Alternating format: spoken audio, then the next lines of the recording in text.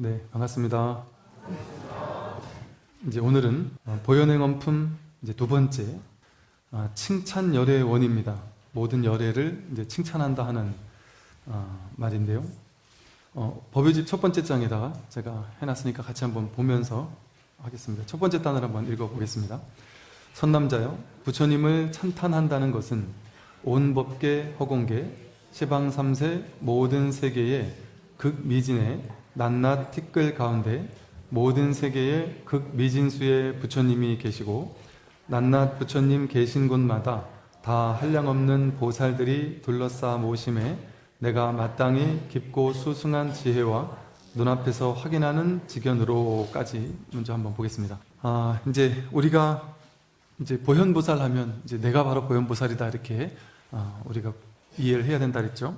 내가 해야 할 두 번째 이제 실천에 내가 이제 괴로움의 문제를 해결하기 위해서 부처가 되기 위해서 실천해야 될 이제 두 번째 실천이 뭐냐면 칭찬 열애원인데 이것을 실천하면 내가 보다 깨달음에 가까워올 수 있고 또 나의 괴로움의 문제를 해결할 수 있다라는 그 이야기인 것이죠. 여기서 이제 모든 열애를 칭찬하다, 찬탄하다 이렇게 이야기를 하니까 이제 사람들이 절이니까 부처님을 칭찬하고 부처님을 찬탄하라고 하는구나. 약간 뭐랄까 이렇게 저 높으신 분을 찬탄하듯이 칭찬하듯이 그렇게 얘기를 하는구나 이렇게 얘기하기 쉽겠지만 이 부처님을 찬탄한다라는 것은 뭐냐 하면 그야말로 온 이 우주법계 전체 그리고 허공 가득 있는 이 모든 법계 전체에 시방삼세 시간과 공간적인 일체 모든 세계에 있는 극미진 가장 작은 단위의 낱낱의 티끌 가운데 있는 모든 세계의 극미진수의 부처님 부처님이 그렇게 계신다는 거죠. 즉 부처님은 어떻게 계시느냐 이 앞에 거룩한 형상으로 계시는 것이 아니라 여러분이 바로 부처님이고 한 티끌이 부처님이고 하늘, 바람, 구름, 풀 한 포기, 나무 한 그루 일체 모든 낱낱의 극미진수의 티끌티끌 전부 다가 부처님 아닌 것이 없다. 그곳에 부처님이 계신다. 이렇게 얘기를 하고 계시죠. 즉 진실로 진정으로 우리는 부처님 하면 2500년 전에 태어나셨던 화신불인 석가모니 부처님을 생각하기가 쉬운데 아니면 이 앞에 계시는 형상의 부처님을 떠올리기 쉽거나 좀 더 한 발 나아간다면 깨달음을 얻으신 큰 스님들을 부처님으로 생각한다 이렇게 생각하기 쉬운데 그것이 아닙니다. 진짜로 그것이 아니다. 그것은 하나의 화신일 뿐이다. 그러면 진정한 부처님은 뭐냐 하면 법신 부처님이라고 얘기를 하죠. 법신불이라는 것은 이 우주법계 전체라는 것을 법의 몸으로 한다는 거예요. 이 세상 전체가 부처님의 몸이라는 것이죠. 이 온 우주법계 전체가 하나의 부처님 몸이다. 즉 지금 이대로 내 눈에 보이고 들리고 내가 경험되어지는 일체 모든 것들이 전부 다 부처님의 현현 아닌 것이 없다. 즉 이 부처님이라는 것은 완전한 진실, 즉 완전한 괴로움의 소멸, 아무 일 없다는 것이죠. 괴로울 것이 본래는 없다는 것이죠. 그래서 이렇게 완전한 삶은 이대로 완전한 것들이 언제나 100% 펼쳐져 있다는 이야기입니다. 그런데 우리들이 자기 생각을 가지고 분별 망상을 하면서 자신의 삶을 자기식대로 판단 분별하기 때문에 그렇게 보이지 않았던 것일 뿐이죠. 또 여기서 주목해 볼 만한 것이 낱낱 부처님 계신 곳마다 낱낱 부처님이 온 우주법계 전체에 계시는데 낱낱 부처님이 계신 곳마다 다 한량없는 보살들이 둘러싸 모시고 있다. 한량없는 보살님들이 이제 에워싸고 있다. 이제 이런 표현을 써요. 우리가 경전을 볼 때는 부처님 경전을 볼 때는요. 경전이라는 방편을 이해할 수 있어야 됩니다. 경전은 말뜻 그대로 이해해서는 큰일 납니다. 왜냐하면 경전이라는 말씀은 전부 다 세속제, 말로 이루어진 중생들에게 아주 뭐랄까 아직 부처님 가르침에 대한 안목이 없는 중생들에게 쉽게 설명해 주기 위해서 부처님은 이렇게 화엄경에서 화엄, 낱낱이 한 분 한 분이 그대로 화엄에 장엄한 부처님이다. 한 분 한 분이 전부 다 부처님이다. 이렇게 얘기를 했더니 중생들이 너무 힘들어하고 너무 어려워하고 내가 어떻게 부처냐?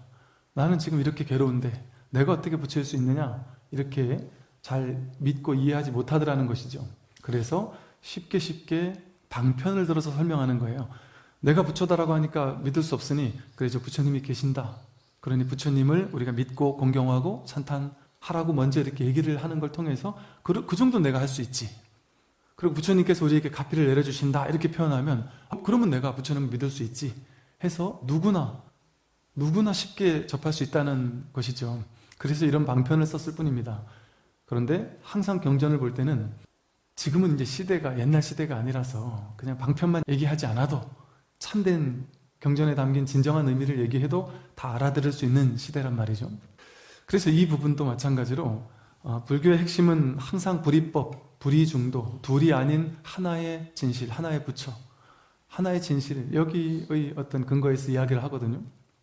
낱낱 부처님 계신 곳마다 다 한량없는 보살님들이 둘러싸 모시고 있다는 것은, 보살은 어떤 걸 보살이라고 하느냐면 상구보리 하화중생의 발원을 세우신 분들을 보살이라고 하죠. 즉 보살이라고 하는 분들은 위로는 깨달음을 구하고 아래로는 일체 중생을 구제하겠다라는 발심을 한 분들인데, 이 말이 뭐냐면 그러한 보살님들이 어딘가 있다. 야, 그럼 그 보살님이 어디 있을까? 그 보살님이 나에게 와서 나에게 가피를 내려주고 나를 도와줘야 되는데 그분이 딴 데 가서 딴 사람들 얘기만 듣지 않을까? 내 얘기도 과연 들을 수 있을까? 이 지구상에 이렇게 많은 사람들이 있는데 그 사람들의 얘기를 어떻게 다 들을 수 있겠어? 이런 온갖 분별심이 생긴단 말이죠. 그런 게 보살님이 아닙니다. 진짜 보살이 뭐냐 하면 여기서 부처님이라고 한 것도 여기서 보살님이라고 한 것도 삶의 실상을 얘기하고 있어요.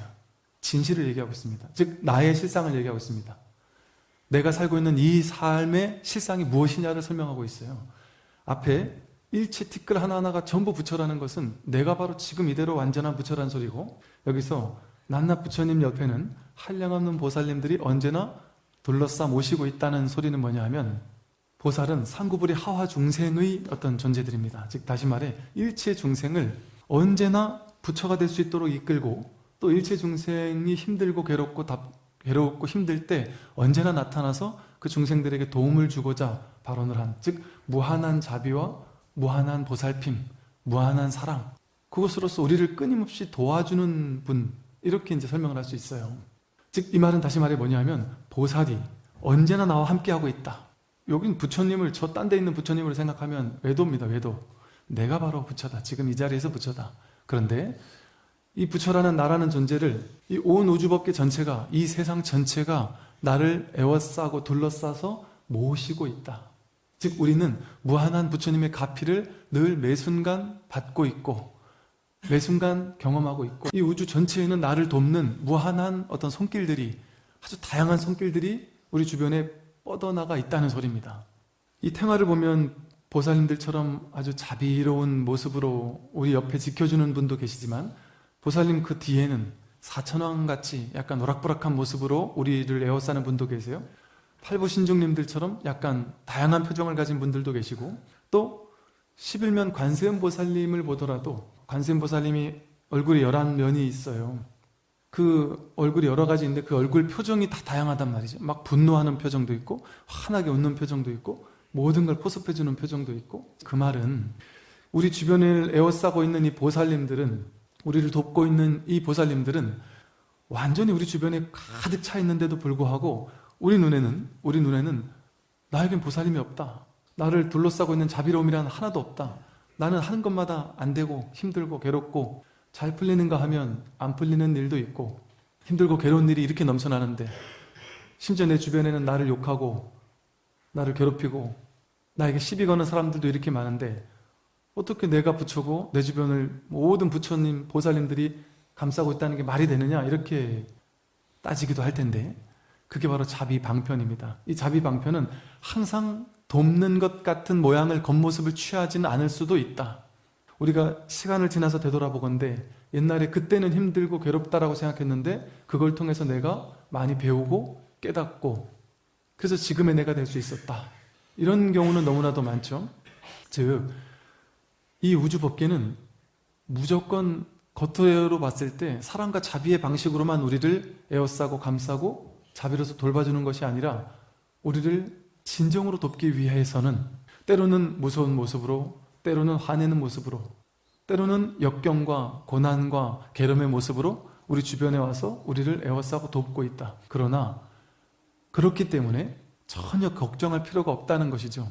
관세음보살님은 11면 관음을 가지고 있어서 막 분노하는 모습도 있고 화내는 모습도 있고 다양한 모습이 있지만 그럼에도 불구하고 그 본질은 보살님이라는 것이죠. 즉, 이 우주 법계는 무한한 자비와 무한한 사랑으로 구성되어져 있습니다. 하나의 바다 위에 드러난 이 삼라만상은 하나의 바다 위에 드러난 파도라고 하잖아요. 파도. 파도의 본질은 바다거든요. 우리는 아무리 우리가 울고 있을 때든 웃고 있을 때든 괴로울 때든 힘들 때든 모든 순간 사실은 우리는 그대로 부처님이고 그대로 완전하고 그대로 일체 우주 전체는 우리를 매 순간 돕고 있습니다. 사실 우리는 부처님에게 찾아가서 저에게 가피를 내려주십시오 하고 요청할 필요가 없는 존재들입니다. 내가 바로 그 무한한 가피와 그것이 어디서 나오는가요? 그것이 바로 나에게서 나옵니다. 여서 나라고 하는 것은 진정한 나의 본성, 신성, 불성이라고 할 수 있는 무한한 나의 근원의 성품을 얘기합니다. 즉, 이 우주법계 전체의 본성과 나의 본성은 둘이 아닌 하나로서 무한한 자비와 무한한 지혜, 그게 우리의 본래 본성입니다. 그래서 사실은 우리는 삶에서 전혀 두려워할 필요가 없습니다. 근심 걱정할 필요가 없습니다.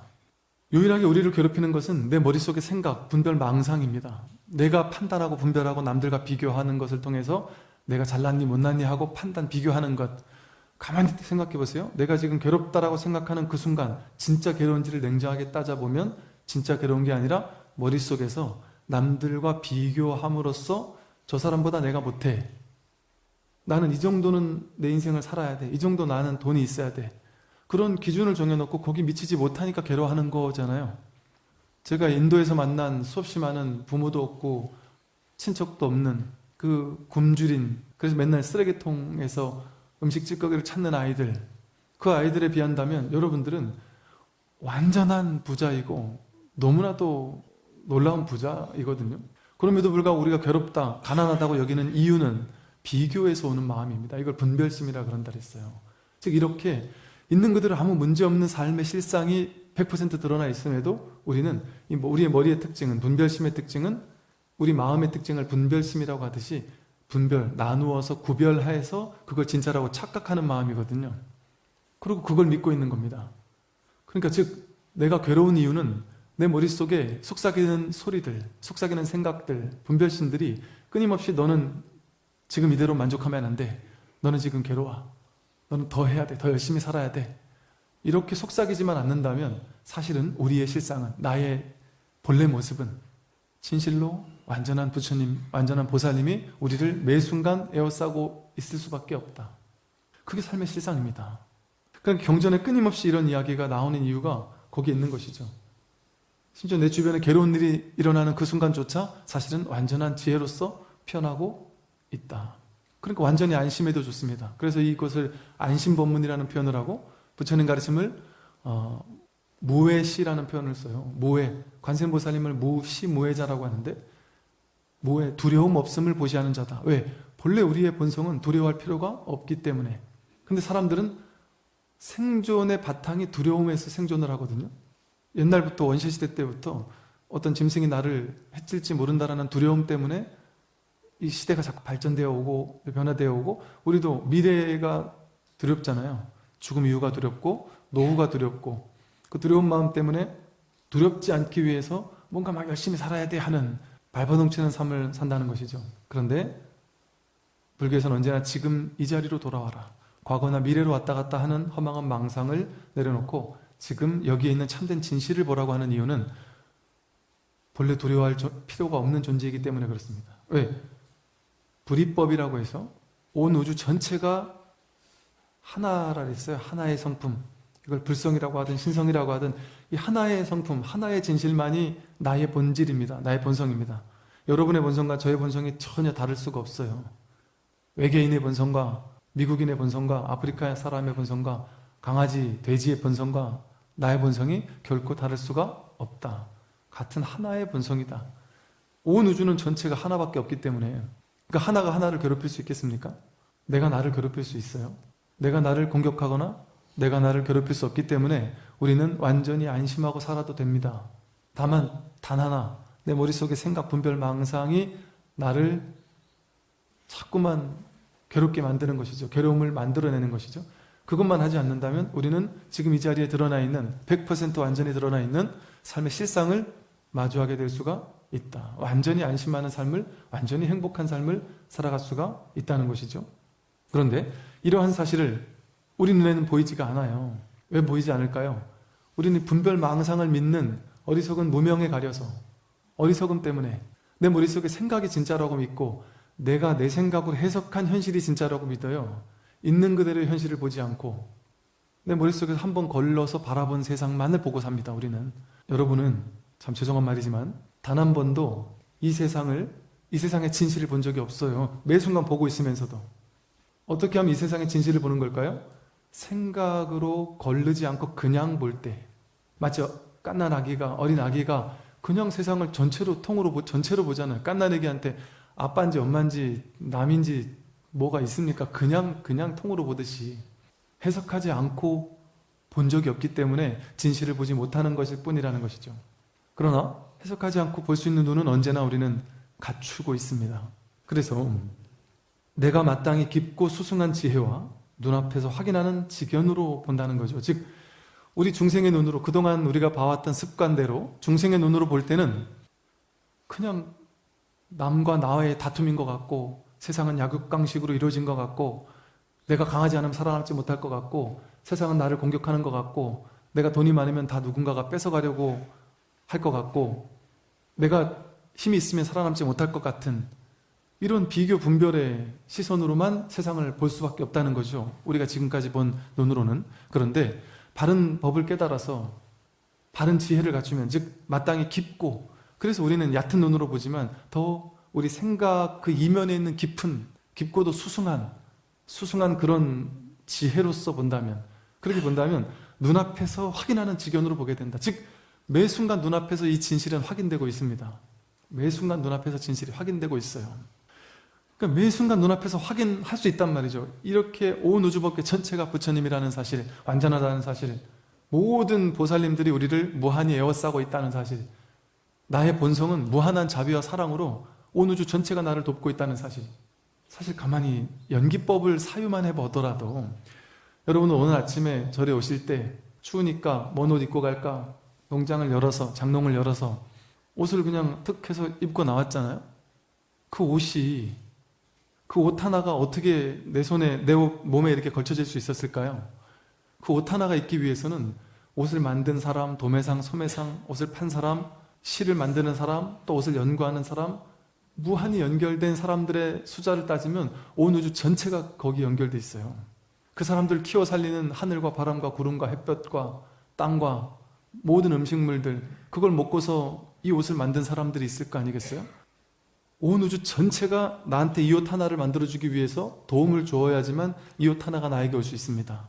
아침에 먹은 밥, 아침에 마신 물 한 모금이 그냥 이 자리에 온 것이 아니라 온 우주 전체가 돕지 않으면 내가 밥 한 끼, 한 숟갈을 먹을 수 없습니다. 즉 온 우주가 전체가 돕지 않으면 내가 밥도 한 끼 먹을 수 없고요. 이 안경 눈에 낄 수가 없고, 숨을 쉴 수도 없고, 옷을 입을 수도 없습니다. 아버지 어머니가 도와줘서, 아니면 내가 잘나서 이렇게 내 인생을 잘 사는 거다? 이건 얼마나 오만한 생각입니까? 인연 따라 연결되어진 모든 존재가, 내 주변의 일체 모든 존재가 나를 도왔던 것이죠. 여러분이 지금 어떤 지식이 있어서 그 지식을 가지고 돈을 벌고 잘 살고 있다. 그 지식은 어디서 나온 겁니까? 여러분 머릿속에서 활용할 수 있는 그 지식을 만들어준 게 누구죠? 학교 다닐 때 수많은 교과서에서 배웠던 것들도 있겠죠? 그럼 그 교과서 누가 만들었을까요? 무수히 많은 사람들이 그것을 집필하고 그 지식을 만드는데 도와주고, 모든 이 우주 전체의 지식이 총화되어서 내 머릿속에 지금 들어와서 내가 그것을 쓰면서 살아가고 있을 뿐이죠. 온 우주 전체가 매 순간 나를 도와주지 않으면 무한한 자비와 광명으로, 무한한 도움으로써 나를 관세음 보살님이 되어서, 한량없는 보살이 되어서 나를, 내 주변을 에워싸고 있지 않는다면 단 한순간도 우리는 살아남을 수 없습니다. 지금 숨을 쉬지 못해 죽어가는 한 사람에게는 숨 쉬고 있는 우리가 너무나 부러운, 이 세상에서 가장 부럽겠죠? 근데 우리는 마음껏 공짜로 숨을 쉬고 있습니다. 공기의 도움을 받고 있죠. 공기가 딱 사라지면 우리는 곧장 죽어갑니다. 햇볕이 없으면 우리는 며칠 살지 못하고 죽고요. 물도 마찬가지입니다. 근데 거저 공짜로 무한한 햇살과 호흡, 공기, 이 모든 것들이 우리 주변에 완전히 꽉 들어차서 에워싸서 우리를 매 순간 이렇게 살게 하고 있잖아요. 살아있게 하고 살려주고 있습니다. 정신적인, 물질적인, 일체 모든 유형, 무형의 일체 모든 존재가 우리 주변을 에워싸면서 우리를 무한한 중중무진의 연기로서, 중중무진의 법계 연기로서 우리를 이렇게 에워싸며 매 순간 돕고 있는 이 놀라운 현실, 너무나도 고맙고 감사한 이러한 부처님, 이렇게 말했던 이 일체 모든 삼라만상이 전부 다 부처님 아닌 게 없다 그랬죠. 그러니까 그러한 부처님에게 우리가 어떤 마음을 가져야 되겠습니까? 칭찬열애원, 그 모든 부처님들, 내 주변에서 에워싸고 나를 도와주는 모든 불보살님의 화신인 하늘과 바람과 구름과 자연과 너와 나와 일체 모든 존재, 나와 인연 맺고 살고 있는 일체 모든 존재들, 그들에게 너무나도 감사하다라는 칭찬을 보내고 또 찬탄하고 그들의 공덕을 찬탄하고, 이렇게 무한한 감사함, 무한한 공덕 덕분에 내가 이렇게 매 순간 살아가고 있구나라는 것에 대해서 무한한 찬탄을 보내고 칭찬을 보내게 되면, 내가 그러한 무한한 칭찬과 찬탄을 보내는 그러한 존재와 둘이 아닌 그 진실에 다가가는 것이기 때문에 그 진실과 가까워질 수밖에 없다는 것이죠. 그래서 칭찬열애원은 부처님을 찬탄해라 하는 얘기가 아니라 내 주변에 있는 일체 모든 존재를 칭찬하고 찬탄하라는 그런 말이고요. 이것을 다른 말로 이제 수희 찬탄이라는 말을 씁니다. 수희는 함께 따라서 기뻐한다, 그러면서 찬탄한다, 진정으로 기뻐하면서 찬탄한다는 것이죠. 이 부처님의 무한한 공덕을 함께, 얼마나 놀랍고 얼마나 감사할 일이고 얼마나 기뻐할 일입니까? 나는 내가 죽고 나면 지옥 갈 줄 알았는데, 나는 내가 원래 능력 없는 놈인 줄 알았는데, 나는 내가 원래 성품이 못난 놈이라 미래가 두려웠는데, 나는 남들보다 못난 사람이라 더 잘난 사람이 되기 위해서 길을 쓰며 살았는데, 남들에게 인정받기 위해서 노력하며 살았는데, 그럴 필요 없이, 미래를 두려워할 필요 없이, 죽음 이후에 지옥 갈까봐 두려워할 필요 없이 무한한 자비 광명으로 에워싸고 있고, 그것은 지금만 그런 것이 아니라 언제나 그렇습니다.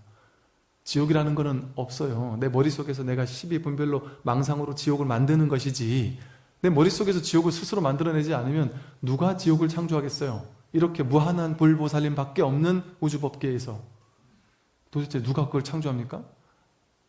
내가 만들어서 내 스스로 거기에, 그래서 자승자박, 무승자박이라고 하는 거예요. 포승줄이 없는데 스스로 포승줄을 만들어서 스스로를 얽어매고 있고 스스로 묶여있다고 착각할 뿐이다. 그러니까 지금 삶이 지옥처럼 느껴지는 사람도 있습니다. 그 사람 의식 속에 지옥이 창조되는 것일 뿐이지 지옥이라는 건 본래 없거든요. 그러니 얼마나 안심스럽습니까? 저는 참 이러한 삶의 실상, 이런 것을 공부를 하면서, 저 대학교 때 그 기억이 나요. 이 대학교 3학년 때 화엄학 개론을 공부하면서 학문으로 머리로 배운 거잖아요. 그때 정말 너무너무 감동이었습니다. 너무 안심하게 됐어요. 내가 이렇게 안심하고 살아도 되는 존재였구나. 무한한 자비광명이 나의 본성이었구나. 나는 이것도 모르고 남들이 말하는 게 진짜인 줄 알고, 죽으면 지옥 가는 줄 알고, 죽으면 천벌 받는 줄 알고, 아니면 죽으면 염라대왕 앞에서 심판받는 줄 알고, 심판 잘 받으려고, 잘 보이려고 그렇게 노력하며 살았는데, 그럴 필요가 없는 존재였구나. 난 이대로 완전한 존재였구나. 완전히 안심할 수 있구나, 내가. 이 부처님의 이 놀라운 가르침 안에서는 완전한 안심, 정말 안심법문입니다. 두려워할 필요가 없어요. 그러니 늘 수희 찬탄하지 않을 수 없습니다. 항상 기뻐하지 않을 수 없는 것이죠. 대지도론에서는 이렇게 표현합니다. 수희 찬탄을요, 더불어 기뻐한다, 수희 찬탄한다 하는 것은, 어떤 사람이 공덕을 지을 때 그것을 보는 이가 마음으로 더불어 기뻐하면서 참으로 장하구나 하고 칭찬하는 마음을 내는 것이다. 비유하건대 마치 갖가지 묘한 향을 한 사람이 팔고 있어요. 향장수가 향을 팔고 있는데, 다른 사람은 살 때 향을 피워놓고 이렇게 팔 거 아니겠어요? 근데 살 때 그 곁에 있던 다른 사람도 그 향기를 맡고, 그 옆에 주변에 향을 직접 사지 않아도 향 주변에 있는 사람들은 전부 다 그 향을 맡잖아요. 공짜로 맡는데 그 향 냄새에는 전혀 손상이 없고, 그 사고 파는 두 사람 모두 잃는 것이 없는 것과 같다. 즉, 향내음이 나는 주변에 있으면 우리는 공짜로 저절로 향의 공덕을 받는 것이죠. 저절로 향내음을 맡게 되고 그냥 이렇게 훈습되는 것이죠. 그것처럼 보살은 수위찬탄하는 마음으로 복덕과 가보를 내어 회양하며 수위찬탄은 곧 시방삼세의 모든 부처님께 공양하는 것이 된다. 성문이나 벽지부를 구하는 이의 보시보다 훨씬 뛰어나다. 마치 작은 물건을 국왕에게 바치면 엄청나게 많은 대가를 받는 것과 같다. 또한 소리를 낼 때 기운을 작게 불어도 이 피리 소리에서는 크게 소리가 나가는 것과 같다. 그만큼 이 수위찬탄의 공덕은 작게 수위찬탄을 해도 그 받는 공덕은 어마어마하게 크다는 소리죠. 함께 기뻐해 주기만 하더라도 그 사람이 예를 들어 이 수위찬탄은 부처님을 찬탄하는데 이제 현상세계도 마찬가지라는 거예요. 이 수위찬탄의 공덕은 왜? 이사가 무해하거든요. 현상과 본질이 둘이 아니고 다르지 않습니다. 그래서 본질의 본성인 부처님을 찬탄하는 것과 현실세계에서 찬탄은 다르지 않습니다. 그래서 현실세계에서도 똑같이 찬탄해야 하고 내일처럼 기뻐해줘야 한다. 이 놀라운 점이 또 하나 있는데요. 우리는 내가 남들 부자들 보시 많이 하는 사람을 보면 되게 부러워해요. 나도 저렇게 살고 싶다. 나도 저런 인생을 살고 싶다. 너무나도 복지인 사람을 보면 참 대단하다. 참 부러워하고 나도 저렇게 살고 싶다. 근데 나를 보면 저 사람은 뭐 수조원이 있으니까 수조원을 보시하고도 자기한테 남는 게 있으니 저렇게 보시하지. 얼마나 참 부럽나 이렇게 생각을 합니다. 그런데 그걸 부러워하는 이유는 나도 그렇게 복덕이 많아서 그런 공덕을 지으면 나중에 복덕의 가보를 받을 수 있으니까 부러워하는 거잖아요. 그런데 이 세상은 일체 유심조라고 했죠. 마음이 짓는 바입니다. 유식 무경, 바깥 경계라는 게 실제 없어요. 오로지 마음밖에 없습니다. 이 세상은 물질 세계라고 느껴지지만 사실은 정신 세계입니다. 말로 표현한다면 마음이 이루는 세계예요. 그래서 이 공부도 마음 공부라고 하잖아요. 즉 마음에서 이루어지면 현실은 그냥 이루어진 것과 똑같습니다. 다르지 않아요. 우리 뇌도 그렇게 느낀다라. 내가 그렇게 느끼면 뇌는 그렇게 그냥 받아들인다래요. 완전히. 그래서 착각으로라도 그렇게 완전히 느끼면 그런 사람이 돼버립니다. 수위찬탄이 똑같은데요. 남들 자식이 좋은 대학을 막 다 갔어요. 그럼 내 배가 아프단 말이에요. 우리 자식은 제대로 못 갔는데 배가 아픈데 배 아픈 마음을 가지면 저렇게 잘 나가는 걸 배 아파하니까 배 아파하는 현실이 일어날 확률이 높아져요. 그런데 내일처럼 함께 따라 기뻐하면서 진정으로 축하해주고 나나 니나 둘 다 잘못되는 것보다 니라도 잘 됐으니까 다행이다. 야, 내 정말 진심으로 축하한다 하고 진심을 다해서 축하해 주잖아요. 그러면 어떤 일이 벌어지냐면 상대방이 가지고 있는 그 공덕이 내 것이 돼버립니다. 법계에서는 이미 그렇게 구현이 돼버려요. 즉 남들이 부자인데 그래 니 잘났다. 니는 돈 많으니까 그렇게 보시하지. 이런 생각을 갖지 않고 야, 저 사람이 돈이 많아 저렇게 복을 짓는다는 게 얼마나 기쁜 일이냐 하고 함께 따라서 기뻐해 주기만 해도 그 공덕이 나에게 온다니까요. 그 말은 뭐겠어요? 그 공덕으로 인해서 내가 머지않아 부자가 될 수 있는 현실을 창조하고 있는 것과 똑같습니다. 그게 인과응보예요. 마음으로 짓는 업입니다. 의업이죠. 의업. 생각으로 짓는 업입니다. 생각으로 스스로 남들의 잘 되는 것을 막 정말 기뻐하고 찬탄해 주었을 때 그 사람이 가지고 있는 그 공덕이 내게 돼버립니다. 이게 마음의 세계라서 그래요. 이 우주 전체는 물질 세계가 아니라 마음 세계입니다. 그러니까 마음으로 진실로 기뻐해주면 나에게도 그런 공덕이 생긴다. 그러니까 우리가 부처님을 진실로 찬탄하면, 부처님의 법을 찬탄하면 내가 그 법을 구현하게 될 확률이 높아진다. 내가 부처가 될 확률이 높아지죠. 하다못해 부자를 찬탄해주면 내가 부자가 될진데 내가 부처님의 공덕을 찬탄하면 내가 부처가 되지 않겠습니까? 그러니까 남들 부러워할 필요가 전혀 없는 공부죠. 이 공부는. 왜? 남들을 진심으로 찬탄만 해주면 됩니다. 질투하지 않고. 질투하면은 내가 먼저 그걸 못 가져요. 그러니까 진실로 찬탄해주기만 해도 그 모든 공덕을 내가 받게 될 수가 있다.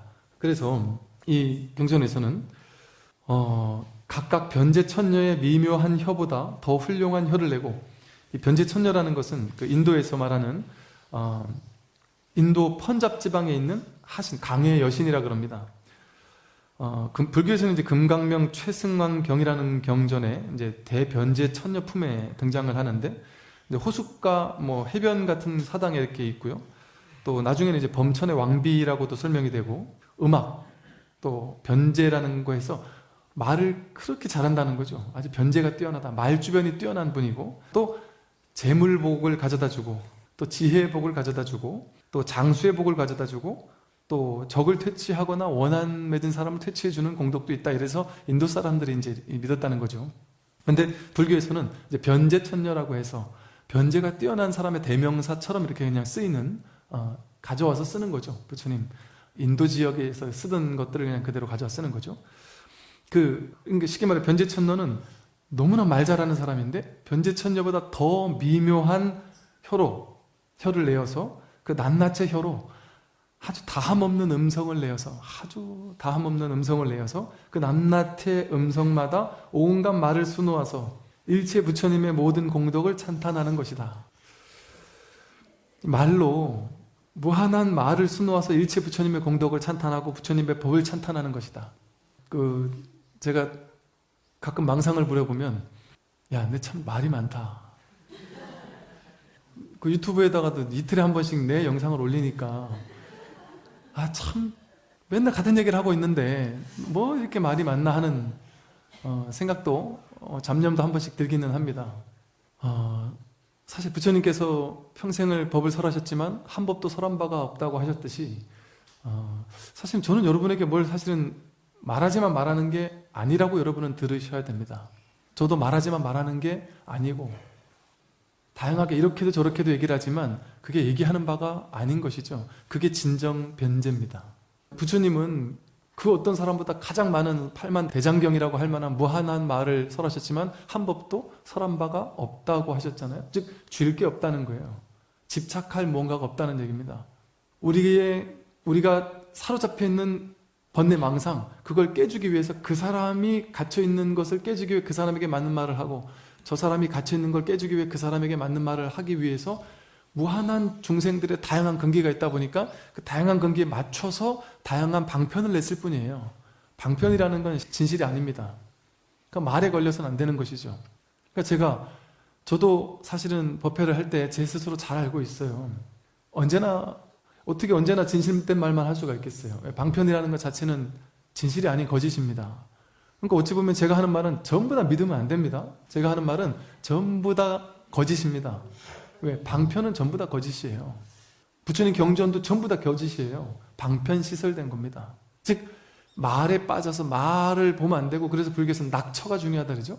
말이 가리키고 있는 낙처를 봐야지, 경전이 가리키고 있는 낙처를 봐야지, 경전이라는 손가락만 보면 안 되고 경전이 뭘 얘기하고자 하는 그것이 뭔가를 봐야 됩니다. 근데 그거는 눈으로 볼 수 있거나 귀로 들을 수 있는 무언가가 모양이 있거나 한 것이 아니다 보니까 말로 설명밖에 할 수 없어요. 달을 가리키는 손가락으로 가리킬 수밖에 없는데, 달을 보는 거는 곧장 봐야지 말에 담겨 있지 않습니다.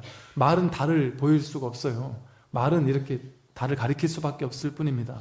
말에 빠지지 마시라는 거죠. 제가 법회를 할 때도 온갖 다양한 얘기들을 해요. 이 얘기 저 얘기, 이 경전 저 경전, 이 비유 저 비유 들면서 여러분들이 어떻게 하면 좀 쉽게 이해할 수 있을까. 또 뭐 제 맘만 가지고 또 여러분 근기되는 분들 일부만 보고서 그냥 선사 스님들 이렇게 하시듯이 그냥 엘리트 불자들만 대상으로 내 법에 대한 얘기만 하면 이게 또 다 잘 따라오지를 못하고, 그러니까 참 부처님이 위대한 것이 그 점이죠. 어찌 보면 선사 스님들은 엘리트 불교라고 할 수 있어요. 아주 근기 높은 발심한 사람들만을 대상으로 딱 부처를 만들어 버렸죠. 그것도 놀라운 불교죠. 그런데 부처님은 그런 모든 근기의 모든 일체 중생에게 근기에 맞는 다양한 무한한 자비로서, 무한한 변제로서 다양한 법을 설하셨던 참 놀라운 것이죠. 그래서 이렇게 제가 약간 법회하다가 조금 좀 쉬운 얘기 또는 좀 쓸데없는 얘기, 쓸데없는 방편을 좀 섞어서 얘기하더라도 여러분들은 철떡같이 알아들으셔야지, 그냥 그 말에 빠져서 그게 불교인가 이렇게 생각하지 마시고 바른 법을 들으시기 바라고. 이래서 낱낱이 음성마다 참 놀라운 그런 말을 수놓아서 일체 부처님의 공덕을 찬탄한다. 그래서 이걸 이제 칭찬여려원이라고 했는데, 칭찬을 할 때 이제 구체적으로 좀 몇 가지 말씀드릴게요. 칭찬을 할 때, 그러면 우리 현실에서는 이제 타인들을 칭찬해 줘야 되잖아요. 타인이 부처님이니까, 아무리 나쁜 놈이라도 그놈이 부처님이니까 그들을 칭찬해 줘야 된단 말이에요. 그러면 우리 현실에서는 어떻게 칭찬할 것이냐? 그 사람 앞에 가서 당신이 부처님이니 당신을 찬탄합니다, 뭐 이렇게 해도 좋긴 좋은데, 그래 얘기하면 그들이 그냥 좋아하겠어요. 내가 뭔 부처냐 뭐 하고 불교에 빠지더니만 뭐 이렇게 얘기할 수도 있죠. 그래서 여러분도 이제 방편을 내어서 칭찬을 해야 된다. 여러분 아들 부처님에게, 딸 부처님에게, 남편 아내 부처님에게, 또 친구 친척들 부처님에게 어떻게 칭찬을 하느냐. 사실은 이 칭찬하는데도 지혜가 필요한데, 우리는 칭찬하면 무조건 좋은 줄 아는데 사실은 칭찬이 역효과를 가져올 확률도 상당히 높습니다. 그러니까 무작정 칭찬한다고 무조건 좋은 건 아니에요. 그러니까 불교에서도 화내는 모습을 가지고 있기도 하잖아요. 우리 큰 스님들 일화를 보면 화낼 때는 화를 뻐럭 내시다가 자비로울 때는 또 한없이 자비롭잖아요. 그러니까 우리는 머릿속에 스님 하면 무한한 자비일 것 같은데 무한한 자비 아닐 수 있습니다. 냉정할 땐 과도하게 냉정할 수 있죠.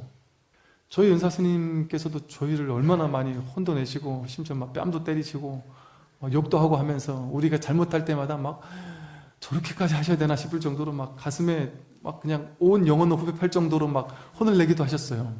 근데 그게 나중에는 참 큰 도움이 되었던 것 같은데, 항상 이빠른 칭찬만 해준다고 해서 그게 진짜 좋은 칭찬인 것은 아닙니다.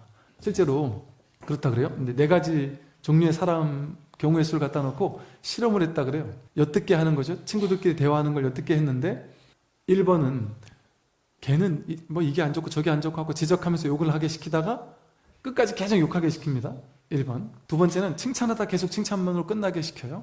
3번째는 칭찬하다가 욕으로 끝나게 시키고, 4번째는 막 지적하고 욕하다가 나중에 칭찬하는 거 끝냈는데, 듣는 사람이 어떤 사람을 제일 신뢰하고 어떤 사람을 제일 좋아했을까요? 처음부터 끝까지 칭찬한 사람을 좋아할 것 같은데 그렇지 않더라고요. 처음에는 지적하다가 나중에 칭찬으로 끝나는 사람을 제일 좋아하고 제일 신뢰한답니다. 제일 싫어하는 사람은 욕하다가 욕하는 거는 일관성이라도 있는데 칭찬하는 척하면서 나중에 욕을 끝내는 사람을 제일 싫어한답니다. 사람의 심리가 그렇다는 거죠. 실제로 무조건 칭찬만 하는 게 좋은 건 아니에요. 저는 사실은 남들을 막 혼내거나 좀 화내거나 이런 걸 좀 잘 못하는 성격이라 사실 이게 좀 단점인 아닌 단점입니다.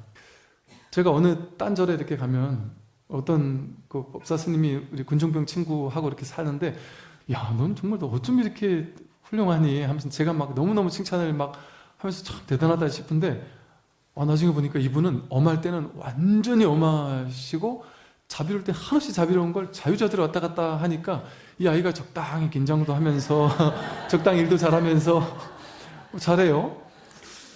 근데 이제 저랑 같이 사는 친구들은 이렇게 늘 이렇게 좀 약간 이렇게 좀 이렇게 퍼져 있다 할까? 이렇게 좀 늘 이렇게 릴렉스 돼가지고 이렇게 있는 것 같았어요, 옛날에. 그래서 제가 그때 좀 깨달았습니다. 이거 무조건 칭찬만 한다고 좋은 게 아니구나. 그래서 사실 저도 조금 이제 기술이 내려가지고 처음 군종병 한다고 처음에 오면은 처음엔 좀 겁을 줍니다. 놀려는 마음으로 여기 오면 안 된다. 편하게 지내려는 마음으로 오면 안 된다. 얼마나 힘든 곳인데. 엄청 힘들고 정말 열심히 살아야 되고 내가 성격이 좋은 사람이 아니다. 내가 아주 나쁜 사람이라 막 혼내고 그런데도 있을 것이냐. 제가 아무리 힘들어도 있어 보겠습니다. 그래 얘기하다가 이제 잘해주면 이분이 무서운 사람이라 했더니 어째 잘해주네 하고 반전이 있으니까 오히려 더 잘하는 것도 있는 거죠. 그러니까 쉽게 말해 이 말씀 드린 이유는 그렇다고 해서 칭찬이 좋다고 해서 처음부터 끝까지 자식들에게 무조건 칭찬만 그냥 이빠른 칭찬만 하라는 얘기가 아니라는 것이죠.